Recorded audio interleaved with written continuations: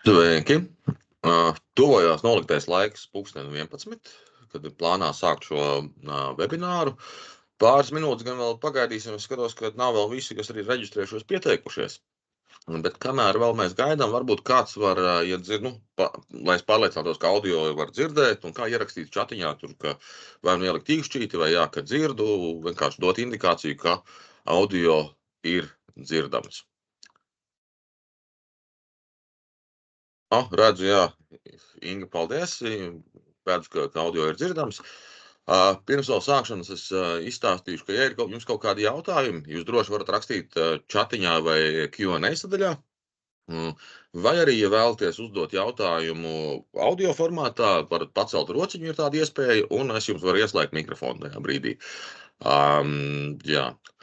11 jau ir klāt, bet jā, pēc tā, kas ir jau pieteikušies, ienākuši šajā webinārā, es redzu, ka ir vēl cilvēki, kas ir reģistrējušies, bet nav ienākuši. Dosim pāris minūtes laika vēl, lai tie, kas ir reģistrējušies, varētu arī pievienoties. Vēl pāris minūtītes.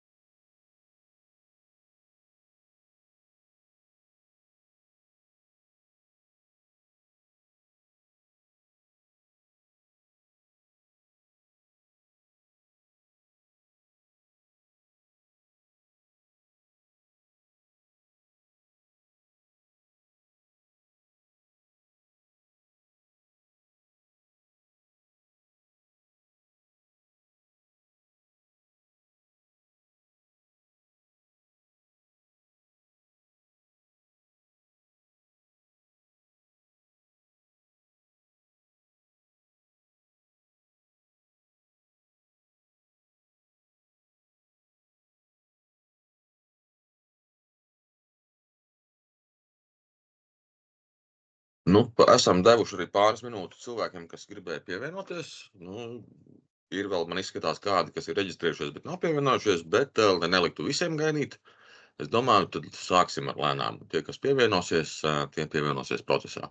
Tad atgādināšu, ja jums ir kādi jautājumi, varat rakstīt jautājumus čata sadaļā vai Q&A sadaļā, questions and answers jautājumu atbilžu sadaļā, vai arī, ja jūs vēlaties uzdot jautājumu audio formātā, jums ir mikrofons pieslēgts, varat pacelt rociņu, un es jums ieslēgšu mikrofonu, lai jūs varētu uzdot audio jautājumu.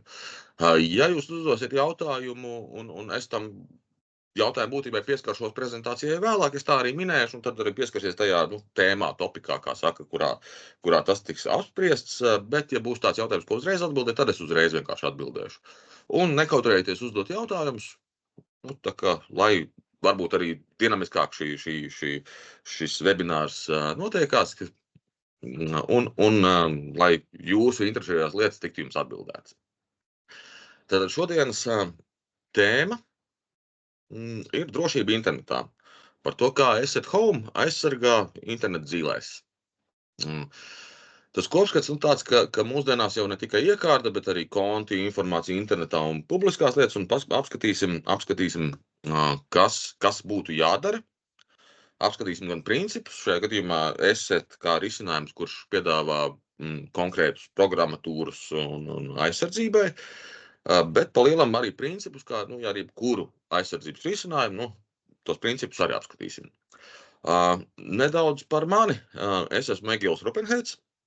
Baltika uzņēmumā es strādāju kopš 19. gada, bet IT jomā jau nedaudz vairāk kā 20 gadus darbojos.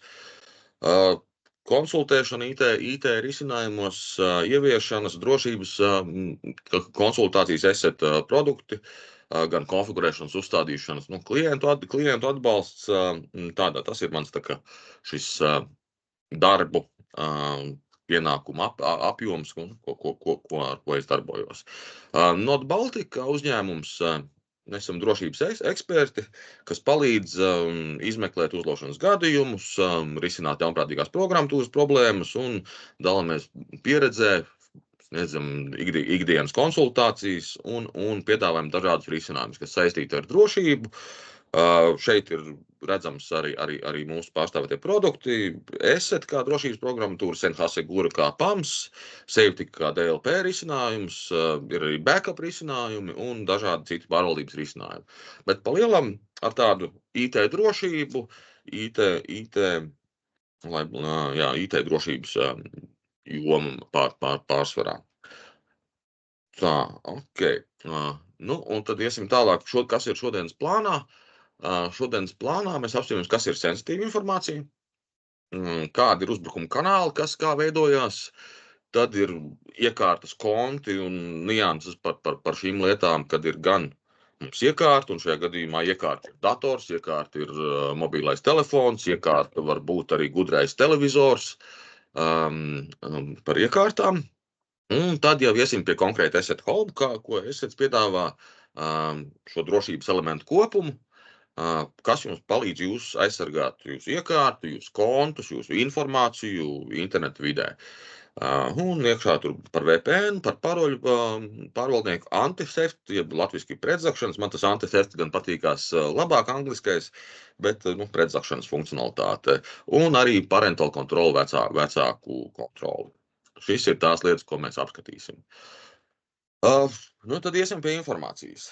Mūsdienās informācija par katru no mums ir kaut kāda informācija vairumā gadījumu. Labi, ir atsevišķi varbūt precedenti, kur nelieto varbūt sociālos tīklus un izvairās no interneta, tad būs mazāk. Bet par katru no mums publiskajā vidē ir atrodama kāda informācija. Un tad ir jautājums, kas ir šī sensitīvā informācija, kas ir informācija, ko mēs nevienam nesakam, kas ir informācija, ar ko mēs varam droši dalīties, un kas ir informācija, kas ir daļēji sensitīva, tā varētu teikt.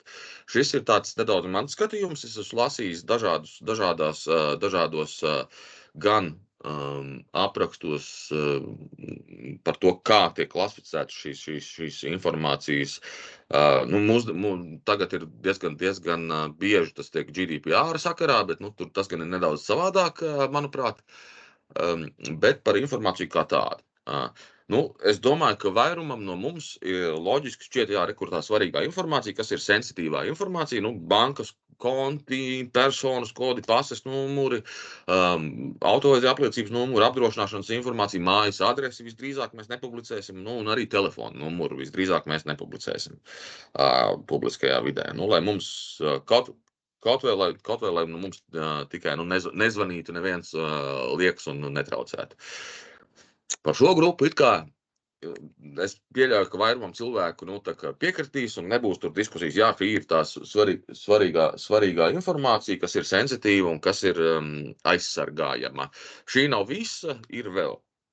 Bet ir arī informācija, ar ko mēs dalāmies. Es to saucu šajā gadījumā par daļēji svarīgu informāciju, ka te es teiktu, ka tā daļēji svarīga informācija ir informācija, kas viena pati par sevi varbūt arī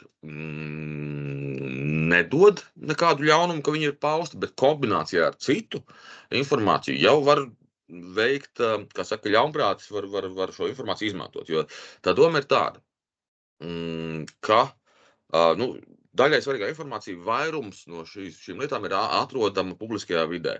E-pastus, ja ir sociālais tīkls, lietotāju e-pastu vairumā gadījumu var redzēt, atrast, tad ir jautājums, cik šī ir sensitīva. Bet, ja tu redzi, kāds ir lietotāja vārds, kāda ir e-pasta adrese, tu vari uz šo e-pasta adresi kaut ko sūtīt. Tu vari mēģināt uzlauzt šo e-pasta adresi, sūtīt reset password darbības.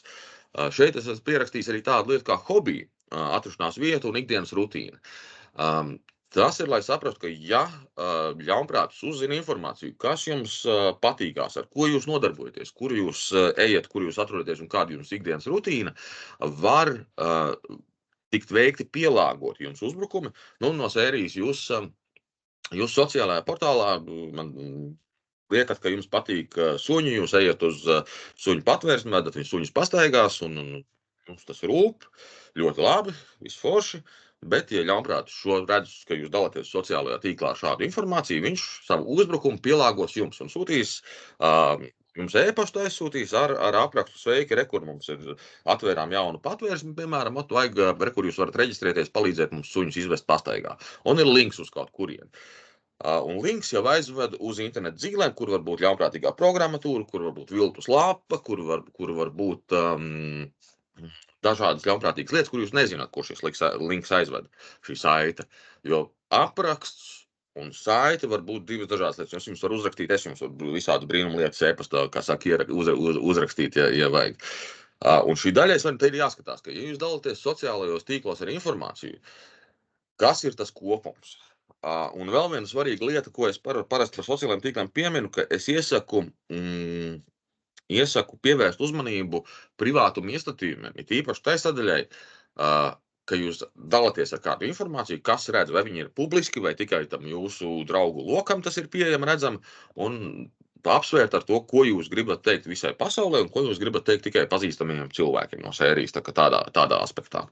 Par nesvarīgu informāciju, kas ir, es ieliku ēdienu fotogrāfiju, kas diezgan, kas ir populāri, uzbildē ēdienu, liek Instagramī un dalās. Nu, it kā no vienas puses tā informācija nav ne sensitīva, ne no tā var kaut ko baigi par jums pateikt. Nu, vienīgi, ja jūs pasūtat kotleti un nobildējat kotleti, nu, tad zinu, ka jūs esat veģetārietis visdrīzāk, jo jūs ēdat kotleti. Bet tā pieeja par to nesvarīgo informāciju ir tas, ka es tam viedoklim arī savā ziņā pat piekrītu, ka ir viedoklis, ka nav nesvarīgas informācijas. Katra mazā daļiņa pilīte no informācijas papildina kopskatu par jums. Ja ļaunprātis mērķē uz jums, nu, tad šajā gadījumā katra mazā lietiņa, jums, teiksim, ikdienas rutīna ir daļai svarīgā informācija. Jūs katru, nezinu, konkrētajās dienās ejat uz trenažieru zāli, vai jums patīk konkrēti vienā parkā pastaigāties, un jūs katru reizi, kad jūs ejat, jūs tur rekur pastaigāties šodien tajā parkā.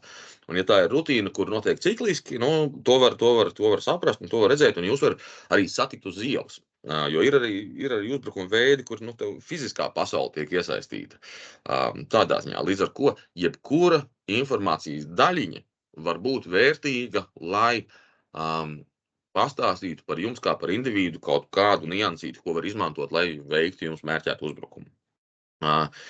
Šeit uzreiz parasti daudzi saka, es kā privāta persona, man kas tu tur man ko uzlauz, kas tur man ko nozakt, es neesmu nevienam interesants. Bet jūs kaut kur strādājat, jums ir konti, jums ir tas pats sociālais konts, kas ļoti bieži cilvēki saka, nē, man tur sociālais un konts, un tur Facebooks, Instagrams un kas tur, ko tam man no turienes nozaks.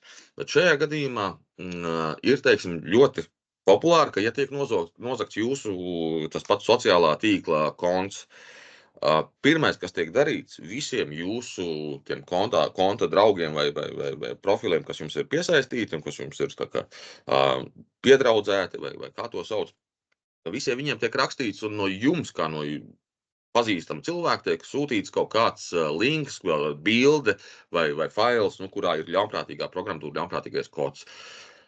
Līdz ar ko es ļoti iesaku vienmēr apdomāt, ar kādu informāciju mēs dalāmies, un kam mēs ļaujam šo informāciju redzēt. Es iesaku nerādīt visiem visu publiski, tādā aspektā, jo no informācija mūsdienās ir svarīga lieta. Tādā ziņā. Ja jums ir kaut kādi piemēri, teiksim, vēl no savas dzīves, kur par informāciju, kā tiek izmantota, jūs arī varat pieminēt. Viens, tas, ka mūsdienās ir mazāk aktuāli, jo tagad jau visas novērošanas kameras un gudrās mājas, bet piemērs, ko es agrāk pieminēju, ir par sociālo tīklu un atvaļinājumiem un mājas adresi. Ka ja, piemēram, jūs sportā, jūs skrienat, un ir aplikācija, kas reģistrē jūsu skriešanu GPS-ā, uzzīmē celiņu. Un es esmu redzējis, ir daudzi, kas pēc tam aiziet sociālā tīklā, visi nopublicējās, tas ir, kur es skrienu. Sportoju ļoti labi, aktīvs dzīvesveids, sportojam visu forši. Bet kartē var redzēt, ka jūs sākat no vienas vietas un beidzat tajā pašā vietā kartē. Visdrīzāk tā ir jūsu mājas atrašanās vieta. Tālāk jūs tajā pašā sociālajā portālā aizbraucat atvaļinājumā, liekat bildi vai ģeotagu, kur es esmu aizbraucis uz Kanāriju salām, pieņemsim. Un tajā brīdī cilvēks, kas redz to informāciju, zina, kur jums ir mājas adrese, zina, ka jūs neesat mājā, jūs esat Kanārijas salās, un var iet apmeklēt jūsu dzīves vietu, kā saka. Tas tāds brutāls piemērs, un mūsdienās ar drošības sistēmām es ceru, ka tas jau ir novērsts, bet pēc būtības tas ir tā, lai vairāk saprastu šīs informācijas svarīgumu un to, kā šo informāciju var pielietot ļaunprātis cits cilvēks. Par kanāliem. Šeit es esmu vienkārši salicis zvans, e-pasts, links, viltus lapas, sociālais portāls, saziņu platforma, SMS, tāpēc, ka kanāli var būt jebkādi. Tikpat labi var pielikt fiziskā vide, tur kāds uz ielas var pienākt, un ir viens interesants ar QR kodiem, ko es esmu pamanījis, interesants pieejams, kā ļaunprātīgi rīkojās, bet sāksim ar tiem, kas te ir jau pieminēti. Viens no populārajiem, kas tagad ir, ka tiek izdarīts zvans, un jums piezvana, sveiki, es esmu no kompānijas X. Mēs te, variants vai nu jūs ieinteresētu kaut ko, kas jūs interesētu, vai nu esošas kompānijas, piemēram, no bankas saka, ka zvana, un saka, jums kur kontā tur ir tagad skaitā ārā naudu, vajag ātri apstiprināt, es jums nosūtīšu linku, kur jūs varat autenticēt, linku uz internetbanku, kur jūs varat autenticēt un novērst šo naudas izskaitīšanu no jūsu konta. Un atsūt jums e-pastu ar linku. Links, protams, ved uz viltus lapu. Un jūs, ja jūs autenticējat, jūs ievadat savus autentifikācijas datus šajā viltus lapā. Bet tas, kam ir jāpievērš uzmanību šajā gadījumā, ir tas, ka ir gan zvans, gan e-pasts, tā kā 2 soļu šī komunikācija. Un tas ir tāpēc, lai radītu jums uzticību, ka jā, tas, kas man zvana, kā viņš man taču tikko zvanīja, un tas e-pasts, kas ienāca, man taču tikko zvanīja, tātad baidzētu būt saistītam. Un šeit vienmēr ir jāpieiet ar tādu nulles uzticības pieeju, ka neticēt tam, kas šķiet ticami, prasīt pārliecināties, atzvanīt uz oficiālo telefonu numuru, ka, teiksim, man ir bijis, ka man ienāk zvans no pakalpojums sniedzēja, no kur es pērku pakalpojumu. Un man saka, sveiki, jā, es no tā, bet man uzrādās numurs kaut kāds vienkārši privātais numurs. Un es saku, sveiki, jā, bet es sakarā ar to, ka es neesmu pārliecināts, ka jūs zvanat no kompānijas, vai es varu, atzvanot uz oficiālo jūsu kompānijas numuru, vai es varu palūgt savienot ar jums, lai es būtu pārliecinātos, ka jūs pārstāvat tiešām šo kompāniju. Un šādi es pārliecinos, pat no savas puses, izveicot šo komunikāciju, atrodot korekto telefonu numuru un piezvanot un sazinot šo cilvēku, es pārliecinos, ka šis cilvēks tiešām pārstāv šo uzņēmumu.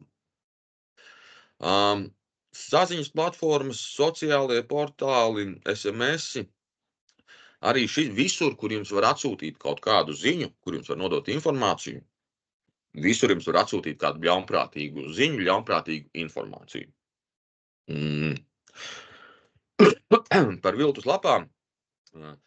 Tā ir tāda lieta, kas bieži vien ar aci nav pamanāma, jo nozagt lapas identitāti internetā ir salīdzinoši vienkārši, vizuālo identitāti. Var nokopēt mājaslapu, un es viņu uzlieku uz sava servera, un aizsūtu jums linku, un jums vizuāli, tas pats Facebooks, pirmā lapa, kur tiek vadīts lietotājvārds un paroli, ka jums atverās adreses, uztāju adresi Facebook un aizsūtu jums linku, un ja jūs nepievēršat uzmanību, tur B un K, kā saka, vietām, tad jūs, diemžēl, atverat viltus lapu, un jums ir risks, ka ja jūs uzticaties, jūs ievadat šo autentifikācijas informāciju. Un, kā es teicu, pieminēšu, kas, manuprāt, šķita diezgan interesants piegājiens no ļaunprātīgas puses par QR kodiem. Mūsdienās, kad QR kodi tiek izmantot arvien vairāk un vairāk, QR kods pa lielam ir informācijas, tehniskajā valodā string, angliski informācijas kopa. Un šī informācijas kopa, tas var būt links uz kaut kurieni, tas var būt tur teikums, tas var būt viss kaut kas. Bet pārsvarā tas ir links. Un ko es redzēju pats, ir pasākums, noteikti publisks pasākums. Uz pasākumā pie ieejas uz tenders ir uzlīmēts QR kods, kur ir, ja tu noskanē, tu dabon pasākumu programmiņu. Un es skatos, apakšā ir vēl viens QR kods uzlīmēts, un tas otrs QR kods galīgi nav saistīts ar pasākumu, to kāds ir atnācis, uzlīmējis, un tie, kas viņu noskanēja, viņi tiek aizvest uz kaut kādu linku. Es tajā brīdī apskatījos, es linku nevēru vaļā tajā brīdī, jo es negribēju savu iekārtu, bet es viņu nokopēju un pēc tam pārbaudīju, un jā, bija ļaunprātīgs links. Līdz ar ko arī skenēt visādus QR kodus pēc kārtas, es neiesaku. Fiziskās dzīves iespējas uz mūsu informāciju un uz mūsu, kā saka, uz mūsu kontiem. Tas ir par kanāliem un uzbrukumu. Pa lielam kanāli pa visurien, kur mums kaut ko var pateikt, un scenāriju parasti mums rada pārliecību vai rada uztraukumu par to, ka mums kaut kas ir jāveic. Tādā ziņā. Iesim tālāk tad par iekārtām un par kontiem.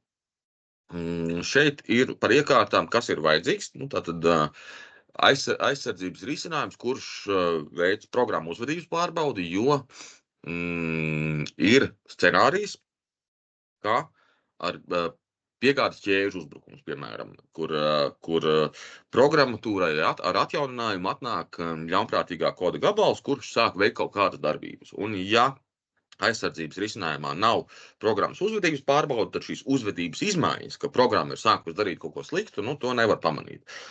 Viens no scenārijiem tiem pašiem telefoniem ir, ka tiek uztaisīta aplikācija, aplikācija tiek pārpirkta, un tas, kas pārpērk, ir ļaunprātis, un ar nākamo updateu arī atpūš, ar updateu uzliekās atnāk arī ļaunais kods. Ir arī tāds scenārijs.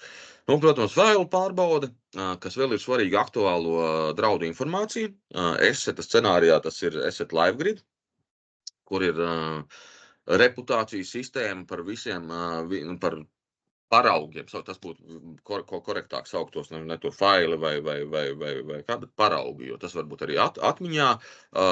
Šis koda gabals, kā saka, ievietots bez pat failu izveidošanas. Tad, protams, mākoņas milžkastē, Cloud Sandbox ir lieta, kam būtu jābūt ar domu, ka paraugi, kas nav redzēti pasaulē, ir labi, ja viņi pārbauda viņu uzvedību mākoņas milžkastē. Biznesa risinājums, tas ir standarta lieta, ka mākoņas milžkastē, jo ja ir pielāgots konkrēti jums uzbrukums, tad šāds uzbrukuma veids, šis uzbrukuma fails, precedents, paraugs nebūs redzams, un par tādu nebūs informācija, viņš nebūs redzēts citur nekur. Protams, arī ir internetu plūsmas pārbaudi. Šeit ir par savienojumiem, SSL certifikātiem, protokolu pārbaudi, ka protokoli tiek izmantoti, saziņas protokoli tiek izmantoti tiem paredzētajiem veidiem, kad netiek izmantoti savādākiem nolūkiem. Un, protams, e-pasta aizsardzība. E-pasta aizsardzība gan e-pasta klienti, Outlooks, Thunderbirds un tāds, un arī web pārlūka, internetu pārlūka, webmaili, tas jau ir internetu plūsmas un internetu pārlūka aizsardzība. Tas ir par iekārtām, kas ir jāpadomā, tādi lielos vilcienos. Ir vēl, es pieskaršos par iekārtām priekš rezumē, kur ir tas loģiskās lietas vēl, kas ir jāpadomā, bet šis ir tāds lielos vilcienos. Un par kontiem, tur es minēju, kas ir parasti trūkumi, kas ir sliktās lietas, kas var būt. Ja ir vienkāršas nesarežģītas paroles, ko var viegli atminēt. MFA multifaktoru autentifikācijas, bieži vien tas ir arī 2FA, 2-faktoru autentifikācija, bet MFA, tāpēc, ka tehniski tas var būt 2., 3., 4., 5. faktors, tur var būt vairāki faktori. Un ja nav multifaktors ieslēgts, tad šim kontam var piekļūt vienkārši ar lietotāja vārdu un paroli. Un lietotāja vārdu un paroli, var kaut vai kāds jums pār plecu noskatīties, kā jūs vadat uz klaviatūras. Ja ir multifaktors, tad jums ir vēl viens autentifikācijas elements. Bieži vien tā ir aplikācija uz telefonu vai push notifikācija, kur jūs piespiežat, jā, tas esmu es, laid man iekšā.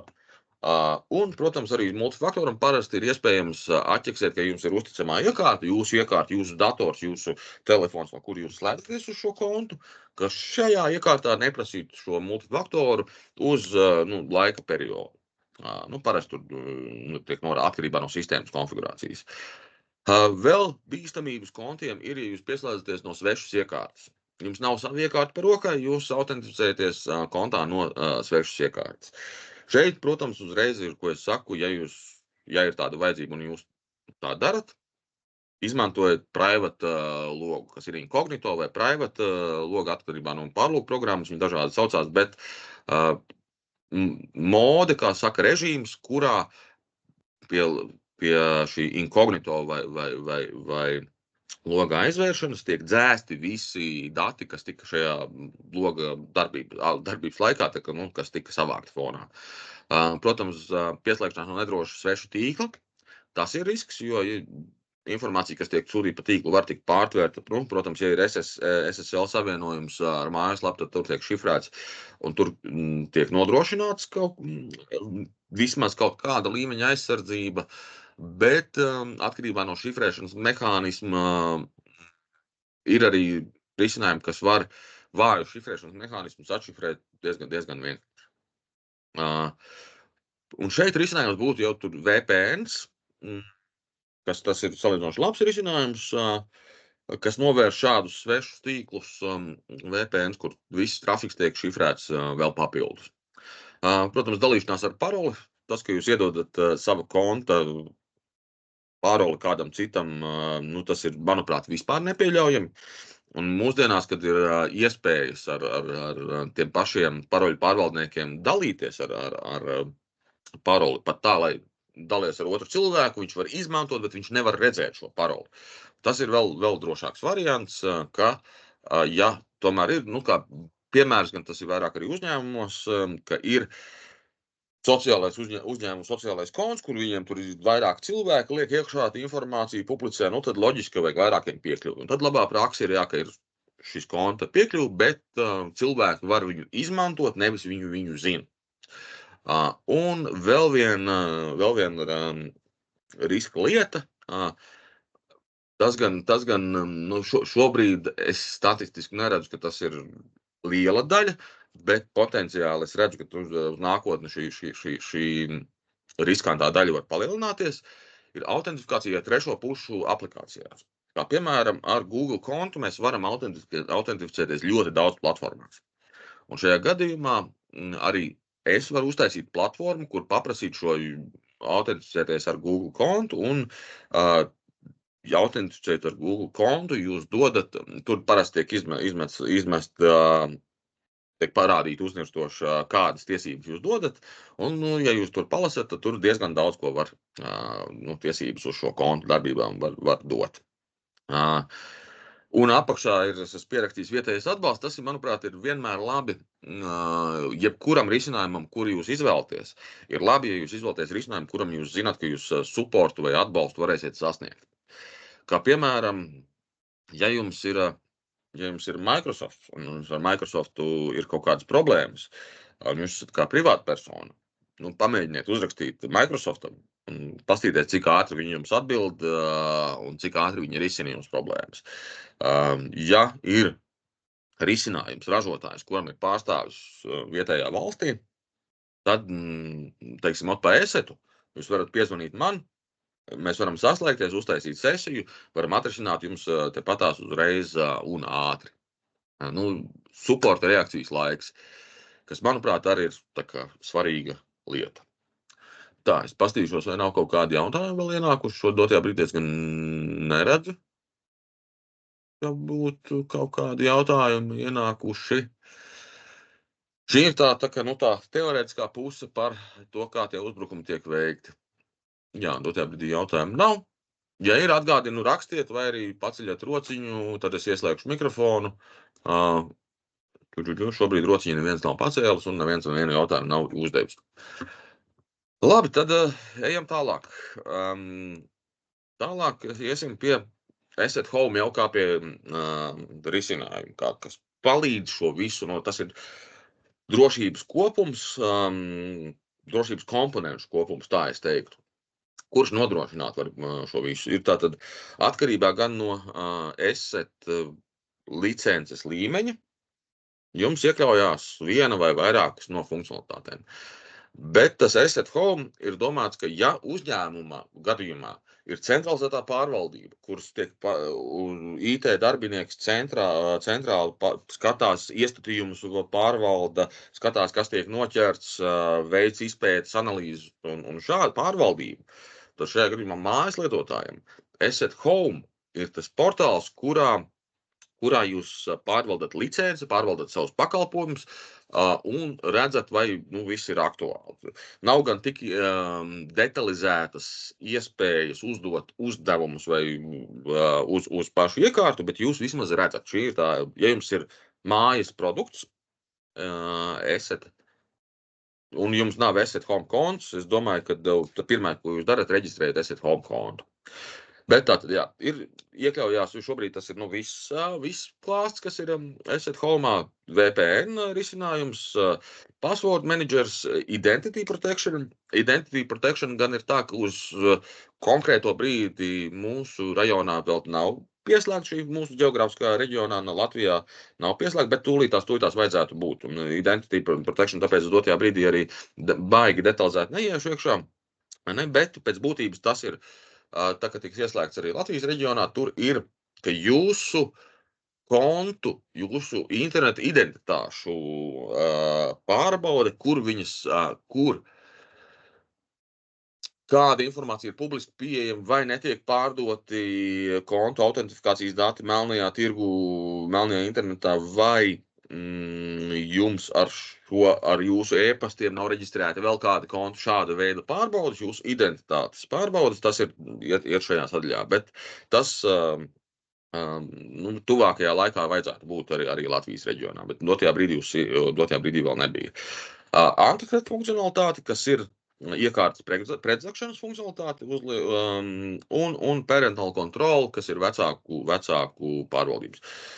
Šeit es neesmu minējis pašu aizsardzības produktu, tāpēc, ka tas ir kā bāzi, kurā, ja ir Asset licence, tad pirmām kārtām ir aizsardzības programmatūra, aizsardzības risinājums. Un aizsardzības risinājums tev ir visām operētāju sistēmām. Bet šīs jau papildus lietas, sāksim tad ar šīm iziet cauri. Tātad VPNs. Varbūt no sākuma to, kas VPNs tāds ir, ja gadījumā kādam nav vairumu, gan es pieļauju, ka ir skaidrs, kas ir VPNs. Virtual Private Network. Ideja tāda, ka ir VPN serveris, un uz jūsu iekārtas ir VPN klients, kur, ja jūs ieslēdzat, šis klients saslēdzās ar šo serveri, un visas darbības internetā, ko jūs darat, visa datu plūsma iet caur šo serveri, un lai kurā internetu punktā jūs atrastos, no jūsu iekārtas līdz šim VPN serverim, visa datu plūsma tiek šifrēta, un viņa nav brīvi nolasām un pārķerama pa ceļam. Līdz ar ko tas nodrošina datu plūsmas drošību publiskajos internetos, kafejnīcu, Wi-Fi-os, biblioteku Wi-Fi-os vai citos publiskajos internetos. Tajā gadījumā tas ir atsevišķa maza programmiņa. Es arī parādīju screenshotus, kā tas izstāsta gan uz mobiliem iekārtām, gan uz datoriem, iespējams. Nāk ar standartizētu funkcionalitāti 69 valstu serveri, bezlimita ātrums, netiek nekas logots, netiek nekas izsekots. Iespēja kļūt pēc lokācijas bloķētam statusam. Piekļūt, ja ir Latvijā bloķēts, izvēlās VPN izējas punktu, kad ir cita valsts, un internetu apmeklē kā no citas valsts. Un arī DNS aizsardzības. un vairāki protokoli tiek atbalstīti.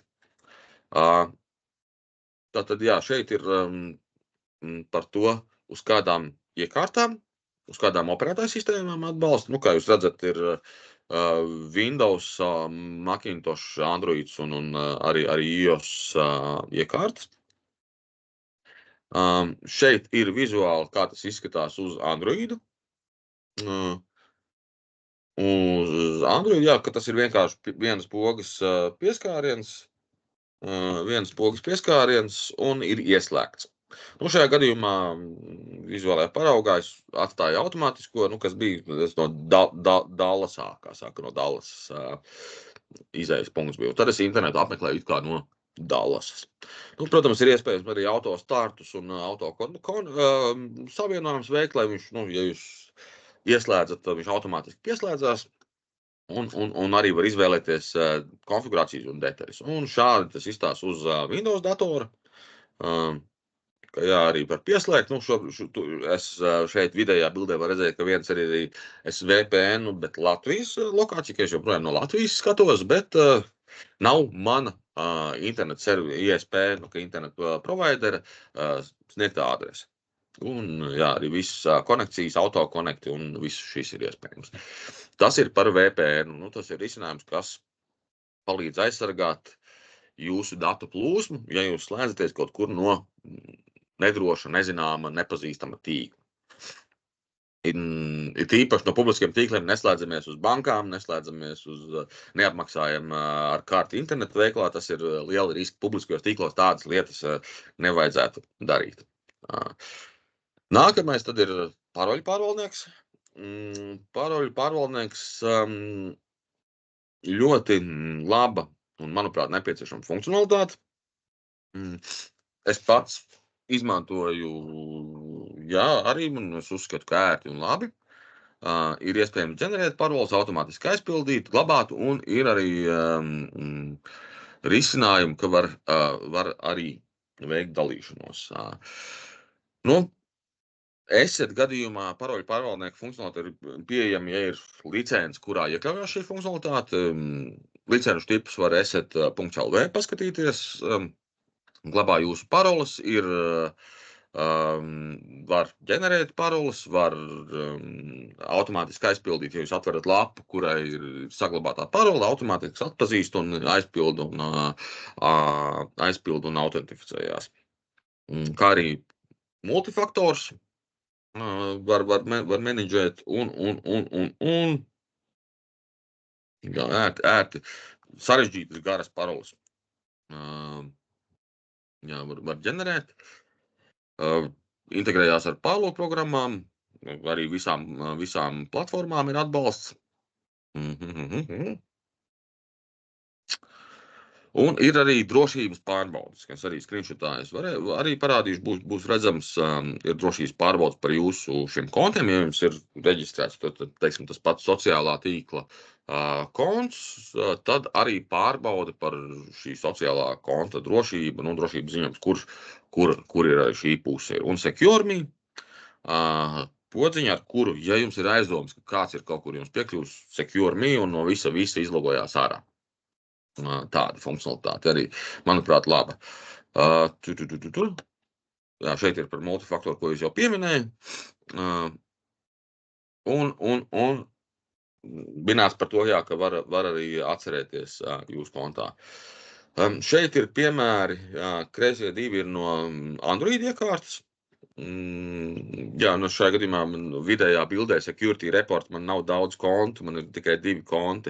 Šeit viņš uzreiz parāda, ka man ir vāja master parole, maniem kontiem ir izslēgta 2 faktoru autentifikācija, kas ir slikti, un vienkārši liek man pievērst uzmanību konkrētām šādām lietām. Tāda atskaitīte par to, kas ir. Un labajā pusē tas mazākais ekrāna čāmiņš, tas ir jau no brausera spraudņa, kā saka, extensions, jā, spraudnis, man liekas, latviskais bija. Ka, ja es vādu jaunu lapu, autentificējos, man piedāvā, vai es gribu saglabāt šo paroli, ko es tikko ievadu autentificējos lapā. Tas var atvieglot arī šo kontu kontu lietotāju vārdu un paroļu saglabāšanu. Kā tu pirmo reizi autentificējies, save un viss notiekās, kā saka, un viss tiek saglabāts. Tas ir par paroļu pārvaldnieku, par antisept funkcionalitāti. Ieslēdz uz iekārtas un aktivizē no Asset Home. Tad par to Asset Home, varbūt tajā sākumā nepieminēju, bet pa lielam tas ir sistēma internetā. Jūs Asset Home varat piekļūt no jebkuras iekārtas. Uz Android iekārtām, uz iOS iekārtām, uz mobilēm iekārtām ir aplikācija. Jūs varat piekļūt home kontam arī no aplikācijas. Mūsdienās, kad ļoti daudz kas tiek darīts no mobiliem telefoniem, arī tas ir ērti, tas salīdzinoši viegli. Arī parental kontrolā, kad man vēlāk pieskaršos, tur arī ir, kad no bērna telefons var paprasīt papildus atļaujas, un no vecāka telefona var nospiest pociņu yes atļaut. Tādā aspektā, kas atvieglo ikdienas lietojamību, bet par antiseftu. Tātad jūs ieslēdzat uz iekārtas, ieslēgt funkcionalitāti, pretzakšanas funkcionalitāti, antiseftu funkcionalitāti, un tajā brīdī, kad jums iekārta tiek nozagta, piemēram, tas ir portīvais dators vai mobilais telefons, jūs varat no jebkuras iekārtas atvērt Asset Home kontu, nospiest pie šīs iekārtas podziņu, man iekārta ir nozagta, un tajā brīdī tiek aktivizēts viltus konts, ko jūs esat ieslēdzot, iestatījis. Tas nozīmē, ka ja ļaunprātis tagad ver vaļā slēdz iekšā šo jūsu iekārtu, parādās viltus konts. Ja pieslēdzās internetam, tad jums atsūta lokāciju, no kurienes, IP adresi, visu iespējamo informāciju un visas iespējamās bildes no visām kamerām tiek uzņemts un atsūtīts uz šo home sistēmu. Jūs varat šeit to apskatīt. Un jā, ir tas viltus konts, ko es jau minēju, un varat redzēt visu šīs darbības iekārtas detalizētajā skatā. Iekārtas, jā, tagad šis ir vizuāli, kā tas izskatās, iekārta, kurai ir pievienot, un atliek piespiest sarkano podziņu device is missing, un tiks, kā saka, ieslēgts visu šīs funkcionalitātes, un ļaunprātis vairs pie jūsu pašas kā iekārtas, viņiem būs grūtāk tikt, un jūs redzēsiet, ja viņi tiek ieslēgti un izmantot. Un jūs, protams, varat testu veikt. Šeit ir testa rezultāts. Tests no podziņas nospiešanas līdz rezultātu saņemšanai man aizņēma 19 sekundes. Es speciāli kārti atstāju maziņu, lai jūs nevarētu identificēt šajā gadījumā, kur es tur atrodos, un arī 2 bildes ir uzņemtas, un tās es arī jums nerādīšu, tāpēc, ka tā ir, jā, tā kā es nevēlos, bet ir attēli arī tiek uzņemti. Šeit ir aktivitāšu kopsavilkums, kur var redzēt, kā tas tika, kādas adreses, kas tiek saņemts un visu, ko var redzēt, šī informācija ir diezgan noderīga. Ir gan viena nianse ar šo antiseftu funkcionalitāti. Ja jūs iekārta tiek nozagta, izjaukta pa detaļām, un, kā piemēram portīvais dators, cietais disks tiek izņemts un noformatēts, tad šī funkcionalitāte nestrādā, jo nav operētāja sistēmai, programmatūrai, kam šo funkcionalitāti nodrošināt. Tā ir tāda. Šī funkcionalitāte ir laba, ja ļaunprātis ieslēdz un izmanto šo jūsu datoru. Tā, tas ir par antiseftu funkcionalitāti. Tagad iesim tālāk pie parental control. Es vēl apstīšos, vai nav kaut kādi jautājumi ienākuši. Izstāst, ka jautājumi nekādi nav. Labi, ja nav, tad nav. Parental control, vecāku kontroli. Tātad, ja jūsu licencē iekļaujās, ir iespējams atsevišķu parental control licenci, bet ja jums ir licences paka, sauksim varbūt to tā, kurā iekļaujās, jūs varat izmantot. Un var atskaites redzēt, ko bērns dara, bērna iekārta, kādas ir aplikācijas izmantotās, kādas ir apmeklētākās mājaslapas, var aplikācijas vai atļaut pavisam, vai neatļaut pavisam, vai dot laika limitu aplikācijas izmantošanai. Var, protams, arī web lapas filtrēt. Šeit ir var konkrētas, bet šeit ir pēc kategorijām, kuras atļaut, kuras neatļaut. Lokāciju var noteikt, kur bērns atrodas. Var definēt zonas, kurā, kad iet un iznāk no zonas, ka tiek atsūtīti paziņojumi uz vecāku iekārtu. Piemēram, zona ir skola. Jā, paldies. Es redzu, redzu pievienoto attēlu. Čatiņā, jā. Šeit es biju tajā brīdī, lai būtu precīzāki. Bet jā. Bet atgriezīsimies pie šī child lokatora. Tātad var definēt zonas, kā piemērs ir skola un mājas. Un ja ir definētas šīs zonas, tad bērna iekārta, ieejot zonā skola, viņš atnāk uz skolu, bērns ieradās skolā, tā kā atstāja šo zonu, tad jums atnākot departed, kad izgāja no šīs zonas, jūs varat redzēt, kad bērns aiziet no skolas, un atkal, kad ienāk mājās, teiksim, ir šīs divas zonas. Šādi var menedžēt, un šeit var apakšā labajā stūrī, var redzēt, kad ir departure, kad ir arrivals bijis zonās. Šo nosaukums dodat kā gribat, es iedevu zona 2 un zona 1, bet loģiski tas ir mēģinājums. Arī ģeogrāfiskā vietas noteikšana. Šeit ir arī no šīs pašas parental control funkcionalitātes screenshoti, ka var redzēt par iekārtu, šis kreisajā augšējā stūrī, tad ir apakšā kreisajā pusē ir atskaites, tas ir, var redzēt gan kādas aplikācijas ir lietotas, gan kuros laikos, gan ierobežoto aplikāciju izmantošanas statistikas mājaslapas, kuras ir mēģināts apmeklēt, kad ir bloķētās, kuras ir apmeklēt, kādas vispār, gan appropriate, gan inappropriate statistika, kad, cik daudz, uz kādām mājaslapām ir skatīts. Labajā augšējā pusē ir, ja ir atvaļinājuma modi, kad atslēdz šos ierobežojumus, vai arī instant bloks, un instant blokā, tad ir labajā apakšējā pusē, ir attēls, ka var, ja ir, vajag visu nobloķēt, tagad visu un visas aplikācijas nobloķējam, līdz kaut kādam periodam, līdz kaut kādam laikam. Šādas iespējas. Un uz kā izskatās šī paprasīšana, šajā time budget laika tas piešķirēs budžets.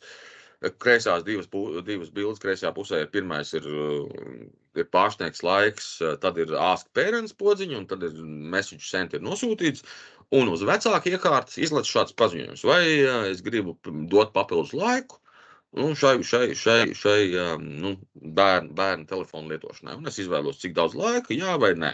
Un šis laiks tiek pievienots papildus. Jā, šim mazais viens ir tas, kā es nosaucu šo kontu, šo bērnu kontu. Tā. Tas ir par parental control. Jā, es redzu jautājums. Parental control, jā, tā ir aplikācija bērnu telefonā, bet viņi ir aizslēgti un bērns bez vai PIN koda vai šī home asset konta piekļuvs nevar atinstalēt šo programmatūru. Jo ērtumam arī par vienu no funkcijām bērnu iekārta ir iespējams arī, ja bērns atnāk ar visu iekārtu pie vecāka un saka, klausies, iedod man pusstundiņu klāt vēl, es gribu tur spēlīt paspēlēt. Tad uzspiež iedot add time to podziņu, kas ir, un vienkārši ievadot PIN kodu var uz pašas iekārtas uzreiz iedot laiku.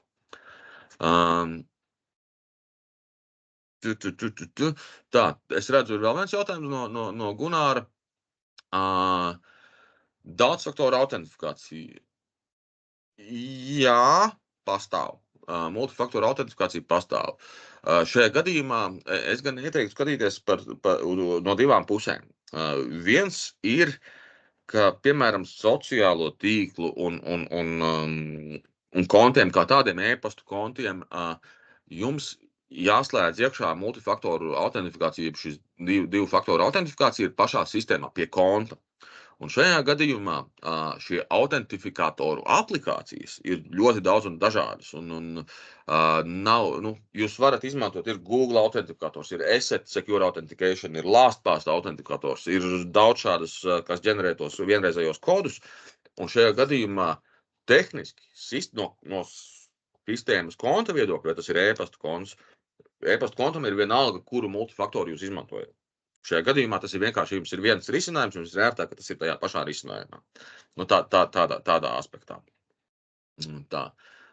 Vai es Gunār atbildēju tev uz jautājumu par multifaktoru? Ceru, ka ja tomēr kaut ko vēl līdz galam neatbildēju, tad saki, raksti, sīkāk pieiesim. Tā. Jā, ok. Iesim tālāk prezentācijā. Jā, Mārtiņ, es redzu tavu jautājumu. Jā, tas, ka visas paroles ir vienā vietā, jā, protams, tas ir risks.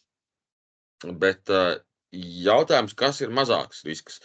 Jo arī vēsturiski ir bijušas precedenti, ir, teiksim, tie paši paroļu glabātāji, ir dažādi ražotāji, ir dažādi risinājumi, un ir, piemēram, viena liela daļa, kā dalās, ir vai nu tas ir mākoņu pakalpojums, kur tu vari visas šīs paroles sinhronizēt uz visām savām iekārtām, jo tās paroles atrodas kaut kur pie pakalpojums sniedzēja internetā mākonī, vai tas ir lokāls risinājums, kur tev ir glabātu lokāli uz tavas iekārtas. Ja tev ir lokāli, tad tā kā problēma ir ar sinhronizāciju starp dažādām iekārtām. Ja tu gribi izmantot tās paroles uz datoru, uz telefona un vēl uz citu datoru, tad šī sinhronizācija jau var radīt problēmas. Ir bijis viens konkrēts precedents, ko es zinu, kad tika uzlausts šis paroļu glabātuvs pakalpojums sniedzējs, tas nebija Asset, tas bija cits ražotājs. Bet kas man tam ražotājiem patika, ka viņi ļoti ātri noreaģēja. Viņi pirmkārt noreaģēja, ka tāda lieta ir notikusi, viņi publiski paziņoja, ka sveiki, jā, mums kur ir kāzus noticis un ir šāda lieta. Viņi apzināja lietotāju kopumu, kur tika iespaidoti, un nodrošināja rīkus, kā ātri un ērti noresetot visu iespaidoto kontu paroles. Un tas, ka, jā, risks ir, nevaru nepiekrist, bet, manuprāt, risks paroļu glabātuvē ir mazāks nekā, piemēram, nesarežģīts paroles, ko daudz ir, ja daudz paroles atcerās. Vēl parasti cilvēki, lai nebūtu jāatcerās daudz paroles, izmanto vienu un to pašu paroli vairākiem kontiem. Arī tā ir sliktā prakse, un tas ir arī sliktāk nekā paroļu, vismaz tas ir tāds mans viedoklis. Protams, vislabāk ir izdomāt sarežģītas paroles, un viņus atcerēties galvā, bet, jautājums, cik daudz mēs 12 simbolu virknes varam galvā atcerēties. 12, tāpēc, ka tas ir tāda labā praksa, ka ir pietiekami garš. Bet es ceru, es par to viedokli. Tas arī mans viedoklis par paroļu glabātu. Katram var būt savs viedoklis par šīm lietām. Bet par pašas iekārtas aizsardzību. Tātad, jebkurā no šīm licencēm, es runāju par tām citām funkcionalitātēm, bet iekārtas kā tādas aizsardzība iet jebkurā no šīm mājas produktu aizsardzības licencēm. Un šajā gadījumā man ir tā plašākā licence, kurā ir visas šīs funkcionalitātes. Kreisajā apakšējā kreisajā pusē ir Windows programmatūra, labajā pusē ir Android programmatūra, kas nodrošina visas šīs funkcionalitātes. Un es vienmēr pieeju tam tā, ka programmatūra uz iekārtas ir vajadzīga, lai novērstu cilvēku kļūdas. Lai varētu, uz linku uzspiest, mēs katrs mākam, un mēs varam pat nejauši. Man ir gadījies, ka es negribu atvērt linku, bet braucējot telefonā man sanāk tomēr to linku atvērt, un ja viņš ir atvērts, tad man ir labi, ka man ir programmatūra, kura pārbauda, kas tajā linkā ir, un ja tas tur ir koda gabals, kurš grib man kaut ko darīt, tad viņš tiek noliekts, kā saka. Pārlūkas praudņi, gan kreisajā pusē password manager, privacy and security ir labajā pusē, kur var pārlūka cleanupus taisīt vai metadatus no failiem tīrīt. Tātad, jā, nu, pārlūkos ir vairumā visos pārlūkos tiek nu, var vairumā, nu, es nezinu, ja nu kaut kāds maz populārs pārlūks, tad tajā varbūt nav, bet es visos, ko es esmu skatījies, nu, tur ir bijis. Tur ir bijis, nu, jā, ka ir iespējas šāds. Tā, un šeit tāds kopskats, pirms mēs ejam tālāk. Tātad par iekārtu. Kas mums ir jāpadomā par iekārtu? Par iekārtas programmatūra, ka ir programmatūra, kura novērš šīs cilvēku kļūdas, kura aizsargā un veids pārbaudas ar to, kas nāk iekšā, kas tiek sūtīts no mūsu iekārtas, jo nu, arī tas būtu jāpārbauda. Protams, atjauninājumi, update. Tas ir svarīgi. Update datoram, update telefonam, update gudrajam televizoram. Visas iekārtas, kurām ir kaut kādas iespējas veikt komandas, nu, visas, kas ir smart, skatāmies updates. Iekārtām tas parasti ir firmwāris. Telefoniem un datoriem tas ir operētājs sistēmas update. Vēl ir lietas, ko cilvēki mēdz nepadomāt, kam ir piekļuvi jūsu iekārtai, kas var tikt pie tās jūsu iekārtas klāt. Jo atstāja bez uzmanības telefonu uz galda, portīvo datoru neaizbloķē kafēnīcā atejot no galda. Jo, ja ir piekļuvi jūsu iekārtai, ja ir fiziskā piekļuve, tas ir liels risks, ka tur var kaut ko ielikt, ievadīt. Jo, ja man ir fiziskā piekļuve tavai iekārtai, man ir daudz ērtāk, daudz vienkāršāk tavu iekārtu uzlauzt, nekā ja man nav fiziskā piekļuva tavai iekārtai.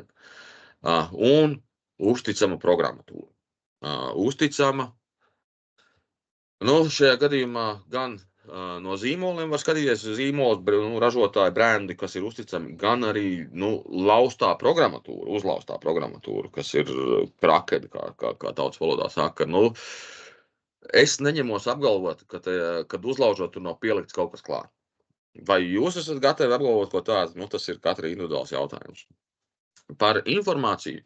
Tad atceramies padomāt, kas ir sensitīva informācija. Informācijas kopums, tādā ziņā, ka ir šīs mazās pilītes, kas beigās veido informācijas spaini, no kura jau kaut ko var spriest un izvilkt. Un kur un ko par sevi saku stāstu. Tādā ziņā. Tur es ieteiktu pastīties to pašu, kāda ir informācijas, kāda ir paustu dalīšanās iestatījumi, vai viņi ir public visai pasaulē, vai viņi ir tikai tur draugu lokam. Un es iesaku arī šo pārskatīt. Par kontiem, tātad no kurienes es pieslēdzos, tur svešas iekārtas vai publiskie tīkli būtu jāpārskata. Kontu drošība, multifaktoru autentifikācija, paroļu pārvaldnieks, lai nav vienkāršas paroles. Autentifikācija trešo pušu aplikācijās, piemēram, tam pašam Google'im, kuram ir iespēja ar Google kontu autentificēties, tur cik pulka aplikācijās var redzēt, kādās aplikācijās jūs esat autentificēties, un var atslēgt no paša Google konta. Un jā, kontā publicētās informācijas publiskums, ko redz visi un ko redz tie savējie, tie kas ir jūsu draugu lokā. Tas pa lielam no manas puses viss, par ko es gribēju šodien pastāstīt. Es ceru, ka bija kaut kas interesants, kaut kas jauns, kaut kas par ko padomāt. Vēl viena lieta, ko es varētu beigās pieminēt, ir tā, ka es kaut kad sen apakaļ, es pārsvarā funkcionalitātes visas no šīs izmantoju, bet man bija dažādi ražotāji. Un viens ērtums, ko es redzu, piemēram, ja par šīm lietām grib domāt, ka tas, ka tev ir vienā pakā viss no viena ražotāja, ir ērtāk, tu nezaudē laiku, ka tev ir jāstāsta, kad tev beidzās tur tas viena produkta licence, kad tev beidzās otra produkta licence, ka tev viss ir vienā, ietaupi savu laiku, līdz ar ko, ir tas laiks ir nauda teiciens, es redzu, ka manam laikam ir vērtība, es labāk ietaupu, bet tas, protams, katram individuāli lieta. Tā, vai jums tad ir kaut kādi jautājumi? Es tagad pastīšos, vai vēl kaut kādi jautājumi varbūt ir ienākuši. Tā. Tā pēdējais, es redzu, ir par tām paroļu pārvaldnieku. Tas ir pēdējais, tātad laikam dotajā brīdī citu jautājumu nav. Nu, es te vēl uzkavēšos kādu brītiņu, pāris minūtes, ja nu gadījumā kāds raksta kādu garāku jautājumu, lai nav tā, ka es aizēju pirms jūs paspējat uzdot jautājumu, bet jūs varat arī uzrakstīt mums uz info@baltic.lv, vai, ja ir tehniskie jautājumi, tad ir atbalsts@baltic.lv. Pielikšu uzreiz klāt arī šo adresīti, tā, kur nu palika. Info@baltic.lv un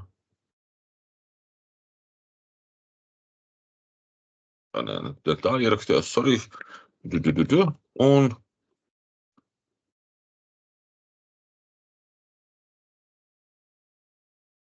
balsts@baltic.lv arī šāds. Arī šāda adrese. Tas ir vairāk, ja ir tehniskie jautājumi.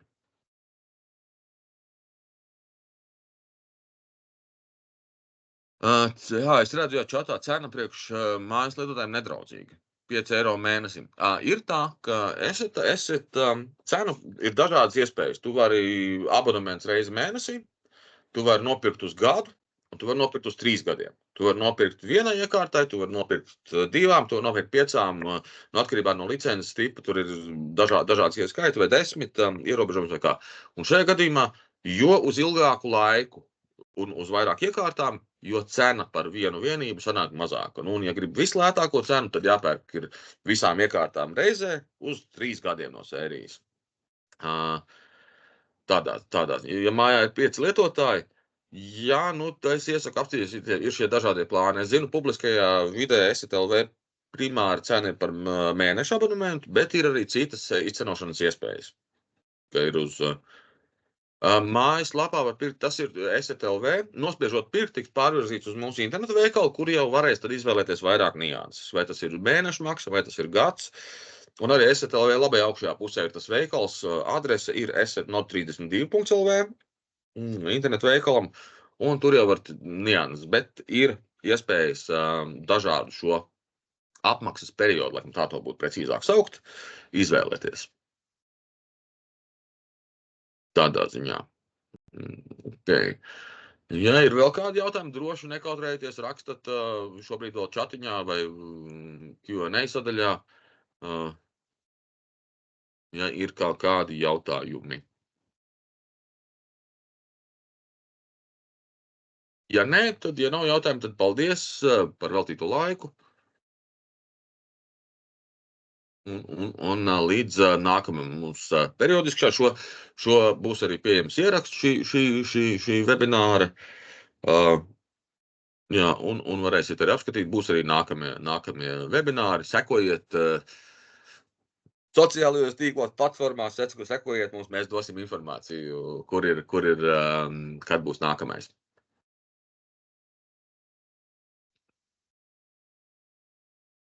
Izskatās, jā, paldies.